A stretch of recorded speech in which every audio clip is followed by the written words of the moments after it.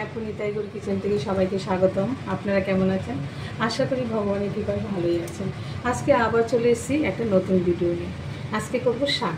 এই দেখুন, আমরা কিন্তু 1 মাস শাক বর্জন ছিল, কাল থেকে পূর্ণিমা থেকে শাক আবার শুরু হলো। এবার শাক রান্না করব, পুঁই শাক। এই যে পুঁই শাক পাতা আর ডাঁটা সব আমি বানিয়ে নিয়েছি। পুঁই শাক দিয়ে আলু, বেগুন, ঝিঙে, কচু সব কিছু দিয়ে একটা চচ্চড়ি বানাবো। তার জন্য এখানে এই যে আলু, বেগুন, ঝিঙেও বানিয়ে নিয়েছি। বড় বড় করে আলু দিয়েছি, যেহেতু অনেকটাই পরিমাণ জল ওঠে।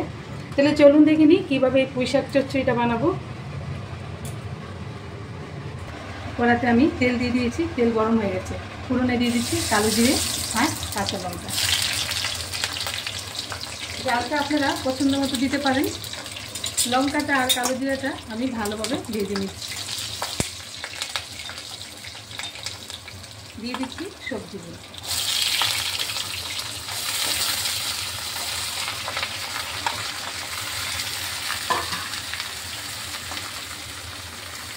শাকটা দিয়ে দিচ্ছি,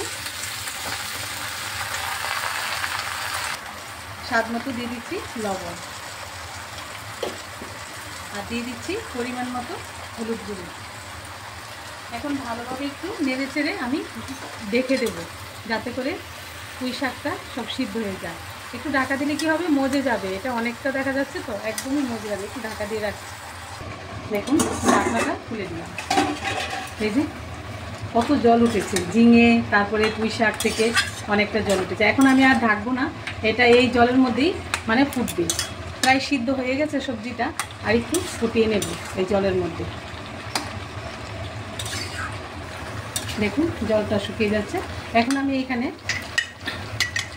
1/2 চামচের মতো ধনে গুঁড়ো দিয়ে দিচ্ছি।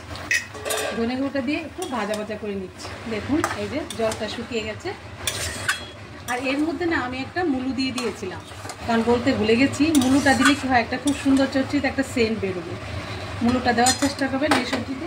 আর এখন আমি নামানোর আগে একটু স্বাদ মতো চিনি দিয়ে দিচ্ছি।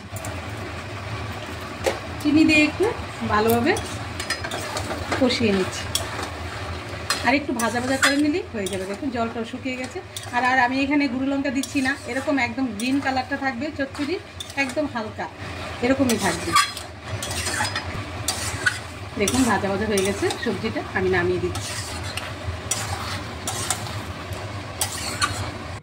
দেখুন এই যে পুঁই শাকের চচ্চড়ি হয়ে গেছে, নামিয়ে দিয়েছি।